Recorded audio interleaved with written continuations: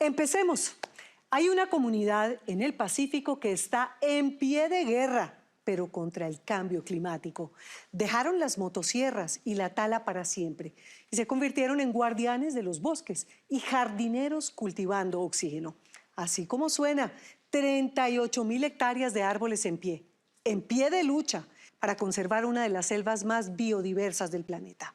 Eduardo Contreras viajó hasta el paraíso de La Plata, que además de tener una belleza como para quitarnos el aliento, es un ejemplo que se debería aplicar en el mundo entero.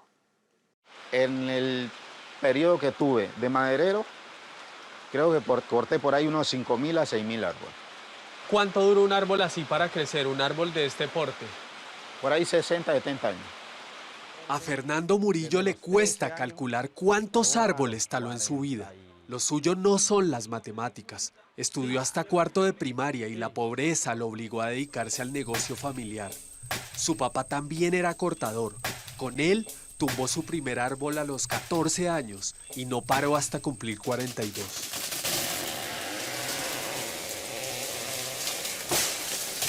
Cuando yo tenía 12 años, los árboles eran demasiado abundantes y palos enormes. Usted escogía el palo que iba a tumbar. No es que voy a tumbar cualquiera porque no. Escogía el palo porque eran demasiadamente gruesos. En 28 años cortó más de 5.000 árboles, según dice, con troncos de hasta 40 centímetros que tardan hasta 70 años en crecer. Pero el daño colateral con cada árbol derribado es mucho, mucho más difícil de calcular para él. Cuando tumba un árbol, el daño no es para el árbol que uno tumba porque él ya está maduro. El daño es para los demás, uno tumba un árbol y ese árbol se lleva por ahí unos 15, 20 árboles. En estas selvas del Pacífico, muchos dicen que el negocio de la madera es tan lucrativo que solo lo supera el narcotráfico. Decenas de personas dedicadas a la tala a lo largo de décadas fueron acabando esos árboles con troncos de 40 centímetros de los que habla Fernando. Cada vez era preciso adentrarse más en el bosque y talar árboles más delgados. Ya no hay más el que uno dejaba en 15, no está más, sino que ya apenas que los queda el de 10. Ya, digamos que ahí se ve que es un agotamiento demasiadamente tremendo que llevamos en la extracción de madera, porque si anteriormente éramos 20 los corteros, ahora se incrementaron a 40, 50 corteros de madera. Uno se va a la quebrada, como ahora ya no hay tan cerca, uno escoge la parte que más haya, que hayan unos 10 por ahí cerca, entonces uno lo coge, lo corta, lo mocha y ahí hace la carretera que le decimos nosotros. Una carretera hecha de troncos por la que llevan los árboles talados hacia el agua. Así se forman interminables cadenas que desde el aire parecen gusanos gigantes que se comieron la selva y serpentean hacia los aserríos en Buenaventura. Una tragedia ecológica que se ha repetido por decenios en el Pacífico colombiano. Pero al menos en esta zona, esa tragedia terminó. El árbol parado vale más que caído. ¿Por qué? Mire, yo dejé de cortarlo. Yo ganaba por tumbarlo. Ahora gano por sostenerlo ahí parado, por cuidarlo. Arcesio Ballesteros cortó árboles durante 30 años. Aún conserva la sierra con la que los taló. Vive en una comunidad que literalmente subsiste de cuidar un bosque de 38.000 hectáreas. Un paraíso donde el negocio no es talar, sino conservar los árboles en pie. Cuando yo lo tumbaba ganaba una vez, porque ya el árbol desaparecía. Ya mi economía por ese árbol ya no estaba.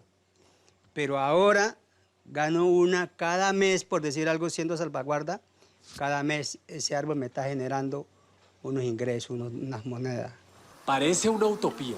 Una comunidad que se dedicaba mayoritariamente a talar árboles, ahora vive de conservar la selva. Para llegar hasta allá, nos embarcamos en Buenaventura. Tras un par de horas por el Océano Pacífico, cambiamos de lancha en el puerto de Juanchaco. Una hora después, llegamos a nuestro destino, la comunidad de La Plata, Bahía Málaga.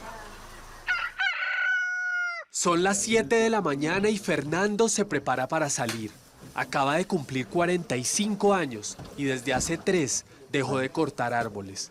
Era consciente del daño que hacía, pero no encontraba una alternativa para mantener a su familia.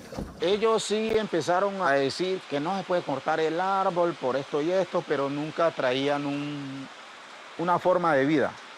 Una forma de vida, decir, no, le cambio esto por esto. No, nunca. Y ustedes con la Y la necesidad. necesidad, como dice el pajarito, me pica el ají y si no como ají, ¿qué más como? ¿Sí o no? Ajá. Él y 30 cortadores más se convirtieron en salvaguardas territoriales, una especie de guardabosques que ahora cuidan la selva que antes talaban. Me gano 1.900.000 y ahí se saca la seguridad social. Que en seguridad social se van yendo 320. Uno no debe pensar solo en uno, deben pensar los que vienen atrás. Por eso es algo rentable. La plata no es mucho, es muy poca, pero es algo rentable porque los que vienen atrás, los muchachos que vienen atrás, ya vendrían con ese enfoque. El dióxido de carbono, el principal gas que contribuye al calentamiento global, se libera en muchas formas. Una cadena que va desde alguien que corta un árbol en Colombia hasta una empresa que arroja toneladas de CO2 a la atmósfera en China o Estados Unidos. Cada año se liberan al planeta alrededor de 36.000 millones de toneladas de ese gas. A la vereda La Plata le cambió la vida un mecanismo internacional creado por Naciones Unidas para reducir las emisiones de CO2, los bonos de carbono. ¿Cuándo fue la primera vez que usted escuchó hablar de los bonos de carbono? De los bonos de carbono, sí, por ahí el 2012, 2013, 2014. ¿Qué es un bono de carbono? La verdad es que yo en ese tiempo no entendía ni pío. Y es que no es fácil de entender. El dióxido de carbono es algo intangible, pero se puede capturar y se almacena en los árboles. Cuanto más crece el bosque, más almacena carbono. Se podría decir que un bono de carbono es un papel que vale un dinero y representa 1 tonelada de dióxido de carbono que un bosque como el de Bahía Málaga captura y almacena. Los bonos son comprados por empresas que buscan neutralizar el impacto ambiental causado por su actividad productiva. Cuando uno tumba un árbol, se aprovecha una, dos, tres personas de ese árbol. Pero si lo dejamos parado, no se va a aprovechar solo el colectivo, sino prácticamente es para el universo entero. En Colombia se creó el Impuesto Nacional al Carbono en 2016. En 2017, el gobierno de Juan Manuel Santos permitió a cualquier empresa comprar bonos y reducir el monto que deben pagar en dicho impuesto por el uso de combustibles fósiles. ¿Uno se acostumbra a ver toda esta belleza o usted todavía se sorprende? No, ya no, o sea, no me sorprendo. Uno se acostumbra a vivir a la naturaleza. Cuidar 38.000 hectáreas de bosque, un territorio más grande que Medellín, no es una tarea fácil. ¿Ese Oye, árbol pero cuántos años tiene? ese árbol tiene por ahí, esos tienen por ahí, pongan unos 120 años. El equipo de salvaguardas se divide en grupos y hace patrullajes como estos a diario. Y acá han cortado, vea. Sí. Acá es que ustedes que escuchaban Sierra, ¿qué día? ¿Hay gente que sigue talando? Anteriormente, por ahí 50, 60 personas vivíamos estable en la madera. De las 70 personas, por ahí quedan de 12 a 13 personas que todavía están en la tala de madera. ¿Por qué? Porque no se les ha dado alguna bonificación de los bonos de carbono, de la conservación. Para ver el crecimiento del bosque y tener el mayor control posible sobre semejante extensión de tierra, etiquetan los árboles, toman las coordenadas con un GPS y miden sus troncos. Cuanto más crezca el bosque, más carbono podrán captar. Por ahí 5 metros alrededor. O sea, yo le pongo 300 años. ¿Qué hace uno con eso? Uno le hace un monitoreo. Eso se le hace un monitoreo cada 6 meses o cada año. Entonces, hoy tenía 33.5. Pongamos hoy día, lo medimos. Vamos allá en 6, 7 meses a ver si tiene 37 o 38.9. A ver qué tanto ha crecido. Tienen un vivero comunitario en el que cultivan especies de árboles en vía de extinción, los resiembran en la selva y así intentan enmendar el daño que causaron años de tala en este territorio. En estos 70 y pico que sembramos aquí, los gastamos por ahí unas 5 o 6 horas sembrando. Y en cambio usted para cortar un árbol en 1 hora ya lo cortó, o 2 horas ya lo cortó. Esta es una de las zonas más lluviosas y biodiversas del planeta. Fernando y el equipo de salvaguardas recibieron capacitación para instalar cámaras trampa. También hacen recorridos para fotografiar y georreferenciar huellas de distintas especies. ¿Cuál es el animal más raro que has visto por acá? Una pantera, una que es negrita. Parece, algunos le dicen como que jagua, algo así, porque ella es negrita, negrita, similar a esto. Para verificar el impacto del trabajo de estas comunidades conservando bosques como este, entidades internacionales miden la cantidad de carbono que estos captan de la atmósfera. Esa cifra se transforma en bonos que luego se pueden vender en el mercado. Santiago Valencia, líder comunitario y guía turístico, es una de las personas que mejor conoce este territorio.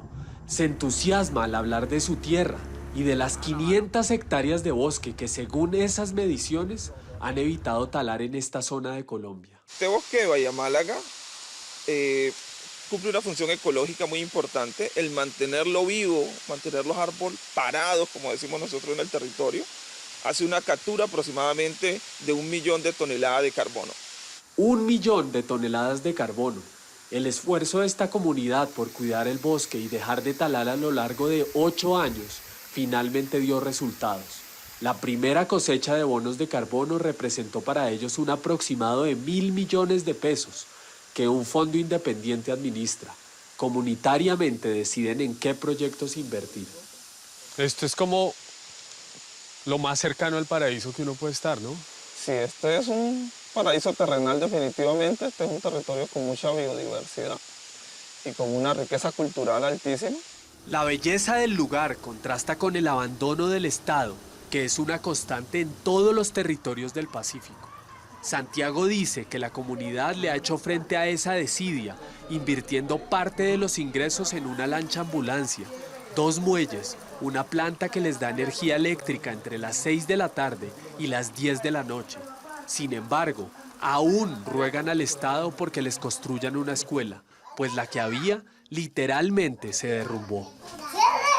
Esta casa es prestada, estamos trabajando en muy malas condiciones. Entonces el llamado es que por favor se acuerden que los niños también necesitan. Don Arcesio Ballesteros no pudo ser salvaguarda territorial por problemas de salud, pero el Consejo Comunitario le dio el capital semilla para poner una tienda. 15 millones para que yo arrancara con esto. Con eso hice la casa y implementé ese negocio, que al cual de los 15 millones me quedó 1 millón de semilla para arrancar con el negocio. ¿Y de eso vive ahora? De eso vivo ahora. Como Fernando, tampoco sabe muy bien qué es un bono de carbono, pero cree que los 8 años de espera valieron la pena. Oigo un bono del carbono, pero pues no lo conozco claro, no sé cómo es eso. Hicimos un buen negocio al aceptar esa propuesta de no cortar la madera, porque iban a haber unos ingresos diferentes, entonces sí sé que eso fue un buen negocio. Tras varias horas de trabajo, Fernando insiste en mostrarnos su tesoro. Para llegar a él, nos adentramos más en la selva. La marea baja nos obligó a bajarnos de la canoa para pasar un tronco caído en la quebrada por donde nos movíamos. A las 4 de la tarde finalmente llegamos. Es un palo de shakiro. Este es un palo de shakiro que tiene un árbol que se llama shakiro, que tiene por ahí tiene unos 300 años este árbol. Al regreso, los últimos rayos del sol iluminan un arco iris completo sobre la Bahía de la Plata. Las ballenas empiezan a llegar a estas aguas. Colombia tendría una gran oportunidad en los bonos de carbono, pero falta mucha capacitación para que las comunidades comprendan lo que son y tomen decisiones que las favorezcan. Está por verse si en todos los casos la historia termina en final feliz.